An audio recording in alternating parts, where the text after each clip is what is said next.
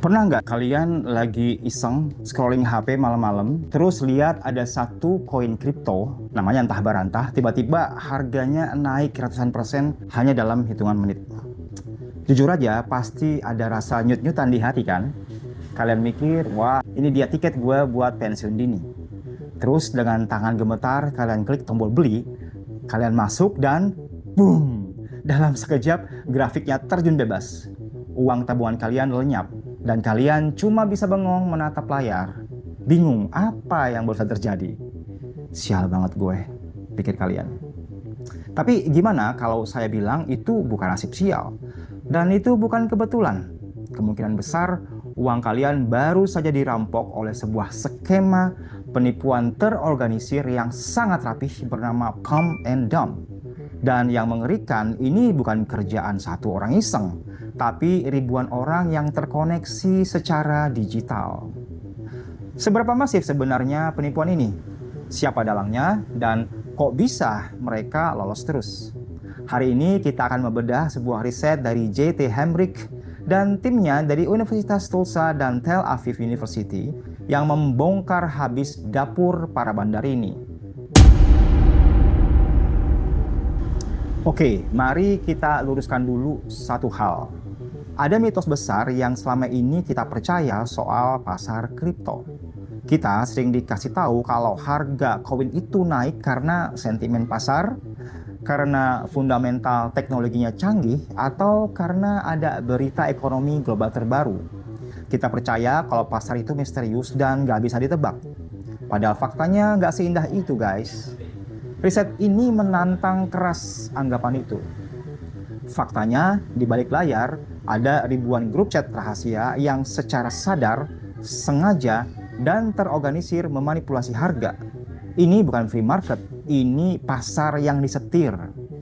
Konteks riset ini diambil saat ledakan kripto gila-gilaan sekitar tahun 2018. Waktu itu ribuan koin baru muncul entah dari mana, dan parahnya regulasi atau aturan mainnya belum jelas.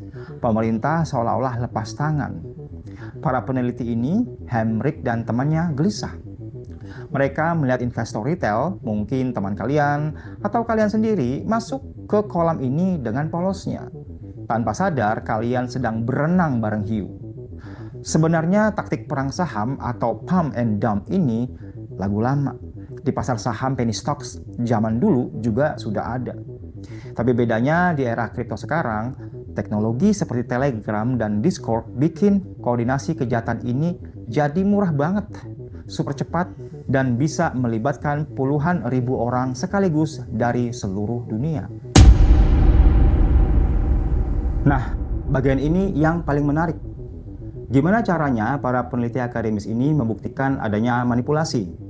Apakah mereka cuma duduk manis liatin grafik lilin? Enggak. Mereka melakukan kerja detektif digital yang niat banget. Alih-alih cuma jadi pengamat, Hamrick dan temannya memutuskan untuk menyusup. Ya, mereka menjadi intel. Mereka join ke dalam ratusan grup Telegram dan server Discord yang terindikasi melakukan pump and dump. Bayangkan effortnya. Mereka harus memantau ratusan saluran komunikasi sekaligus. Mereka menggunakan program komputer khusus untuk menguping percakapan. Mereka mencatat momen krusial. Detik berapa sinyal beli sekarang diteriakan admin di grup chat, lalu mencocokkannya dengan data pergerakan harga pasar secara real time. Mereka mengumpulkan data selama 6 bulan. Dari Januari sampai Juni 2018. Hasilnya bukan kaleng-kaleng. Mereka berhasil mengidentifikasi ribuan kasus pump yang menargetkan ratusan koin berbeda. Jadi ini bukan tebak-tebakan buah manggis. Mereka punya bukti jam berupa berapa sinyal dikirim dan bagaimana harga bereaksi tepat setelahnya. Ini adalah salah satu upaya untuk mengukur seberapa luas wabah penipuan ini sebenarnya. Lalu apa yang mereka temukan di dalam sarang penyamun itu? Siap-siap, karena datanya ada plot twist yang cukup gila.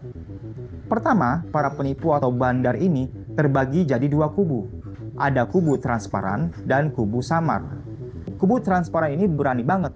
Mereka terang-terangan bilang di grup, "Woi, kita bakal ngepump koin X jam sekian ya." Mereka bahkan hitung mundur, layaknya peluncuran roket. Sementara kubu samar, mereka lebih shady. Mereka nggak pakai kata pump. Pura-pura kasih analisa target harga biar kelihatan legal. Nah, plot twistnya adalah kelompok yang jujur soal kejahatannya, si transparan tadi justru lebih sukses. Data menunjukkan pump yang dilakukan secara transparan memberikan rata-rata keuntungan 7,7% dalam hitungan menit. Sedangkan kelompok yang malu-malu alias samar cuma dapat untung sekitar 4,1%. Gila kan? Ternyata kejujuran bahkan dalam kejahatan lebih dihargai oleh pasar ini. Kejutan kedua, skema ini ternyata basi seiring waktu. Di awal tahun profitnya tinggi, tapi makin ke tengah tahun profitnya anjlok. Pasar mulai belajar atau mungkin korban-korbannya sudah kehabisan uang. Dan ada satu lagi fakta yang kontraintuitif. Kalian mungkin mengira penipuan ini marak pas harga Bitcoin lagi to the moon. Logikanya pas orang lagi happy, orang gampang ditipu. Ternyata kebalikannya. Riset ini menemukan korelasi negatif. Justru saat harga Bitcoin jatuh parah, skema pump and dump ini malah makin sukses. Sepertinya saat pasar lesu, orang-orang putus asa mencari keuntungan cepat. Dan disitulah mereka masuk perangkap. Untuk merangkum fenomena aneh ini, saya ingin mengutip langsung satu kalimat menohok dari makalah riset mereka. Penulis mengatakan, "Kami menemukan bahwa skema pump and dump yang paling sukses adalah yang paling transparan mengenai niat mereka." Ironis banget, semakin terbuka, mereka ingin memanipulasi kalian, semakin banyak orang yang sukarela ikut serta. Jadi apa artinya semua ini buat kita sekarang? Pertama, dan ini paling penting, jika kalian melihat ada grup Telegram atau Discord yang menjanjikan sinyal trading pasti untung dengan hitungan mundur, ketahuilah satu hal. Kalian bukan insider, kalian adalah korban. Riset menunjukkan bahwa harga biasanya jatuh sangat dalam, rata-rata minus 40% dalam waktu 48 jam setelah pesta selesai. Mereka yang untung hanyalah admin grup yang sudah beli duluan di harga bawah sebelum teriak-teriak ke kalian. Kalian cuma dijadikan exit liquidity. Kedua, bagi pembuat kebijakan, riset ini ngasih peta jalan. Ternyata ekosistem penipuan ini sangat terkonsentrasi. Sebagian besar aksi ini cuma terjadi di dua bursa besar pada saat riset ini dilakukan, yaitu Binance dan Bittrex, serta dimotori oleh segelintir grup Telegram besar. Artinya, memberantas ini nggak mustahil. Regulator nggak perlu mengejar ribuan akun teri, cukup fokus pada ikan pausnya atau bursa tempat transaksi terjadi dan grup-grup besar yang paling berisik ini. Tapi kita harus objektif, riset ini punya batasan.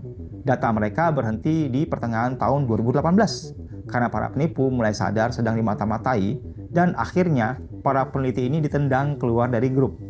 Mungkin taktik mereka sekarang sudah berevolusi, tapi prinsip dasarnya tetap sama. Mereka memancing keserakahan kita. Intinya, riset ini membuktikan bahwa manipulasi pasar kripto itu nyata, terorganisir, dan ironisnya, para bandar yang paling jujur soal niat jahatnya adalah yang paling banyak mengeruk keuntungan dari kerugian kalian. Kita harus berterima kasih kepada JT Hendrik dan rekan-rekannya yang sudah repot-repot menyusup ke dunia gelap ini supaya kita lebih waspada. Nah, sebelum kita tutup, saya punya pesan khusus buat rekan-rekan akademia. Anda dosen, peneliti, atau mahasiswa S3 yang punya riset keren tapi cuma numpuk di laptop. Kirimkan riset Anda ke kami. Link pendaftaran ada di deskripsi. Mari kita buat ilmu Anda bermanfaat untuk banyak orang. Sampai jumpa di bedah riset berikutnya.